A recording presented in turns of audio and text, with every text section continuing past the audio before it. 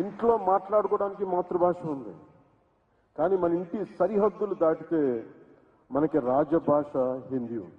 తన మాట మీద తానే నిలబడే పరిస్థితి లేదా? తను ఏం మాట్లాడుతున్నాడో, ఏ క్షణంలో ఏం మాట్లాడుతున్నాడో, ఏ క్షణంలో ఏం చెప్తా ఉన్నాడో ఆయనకే క్లారిటీ లేని పరిస్థితి కనిపిస్తూ ఉన్నది.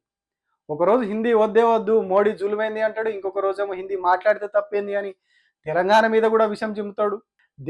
భారతదేశం అనేది చాలా భిన్న సంస్కృతులు, భిన్న భాషలతో నిలయమై ఉంటుంది.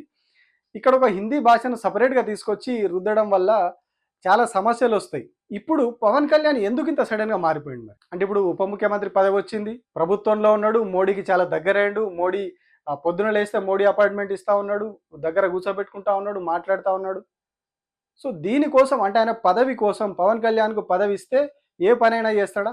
గతంలో చెగువేరా అన్నాడు, ఎర్ర జెండా పట్టుకొని తిరిగిండు, అన్నీ చేసిండు. ఇప్పుడు కంప్లీట్గా రివర్స్ అయిపోయి ఆ ఎర్ర జెండాకు వ్యతిరేకమైనటువంటి భావజాలం మొత్తం హిందుత్వ భావజాలంలోకి వచ్చేసి ఆయన చేస్తున్నటువంటి వ్యాఖ్యలు, తిరుమల లడ్డు విషయంలో ఆయన చేసినటువంటి హంగామా, ఆ తర్వాత తేలినటువంటి విషయాలు ఇవన్నీ మనం చూసినాం. సో అంటే ఆయన కేవలం తన స్వలాభం కోసం, రాజకీయ లబ్ధి కోసం, తన పదవుల కోసం అంశాలను పక్కన పెట్టేసి తన రాజకీయాన్ని, తన అభిప్రాయాన్ని ఎట్లా రుద్దుతున్నాడు ప్రజల మీద అనేది దీన్ని బట్టి క్లియర్ కట్గా అర్థమవుతా ఉన్నది. రాజకీయ నాయకుడు అన్నప్పుడు కొంచెం స్థిరత్వం ఉండాలి, స్థిమితం ఉండాలి, మతి స్థిమితం ఉండి మాట్లాడాలి.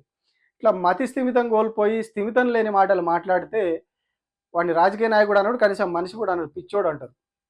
సో పవన్ కళ్యాణ్ ఆ పరిస్థితి తెచ్చుకోకుండా తను గతంలో చేసిన స్టేట్మెంట్ ఏంటి, ఇప్పుడు ఇస్తున్నటువంటి స్టేట్మెంట్ ఏంటి, కంప్లీట్గా రివర్స్ కాంట్రాస్ట్ స్టేట్మెంట్లు ఇవ్వకుండా ఒక సబ్జెక్టు మీద కొంచెం అవగాహన పెంచుకొని మాట్లాడితే ఆ డిప్యూటీ సీఎం అనే పదవికి పవన్ కళ్యాణ్ హీరో, కోట్లాది మంది ఫ్యాన్స్ ఉన్నారని చెప్పుకునే ఆ పేరుకు కొంచెం సార్థకత వస్తుంది తప్పితే ఇట్లాంటి చిల్లర పనులు చేసుకుంటూ పోతే అది నానాటికి కంప్లీట్ దిగజారిపోయి ఒక జోకర్ లాగా నిలబడే పరిస్థితి వస్తుంది.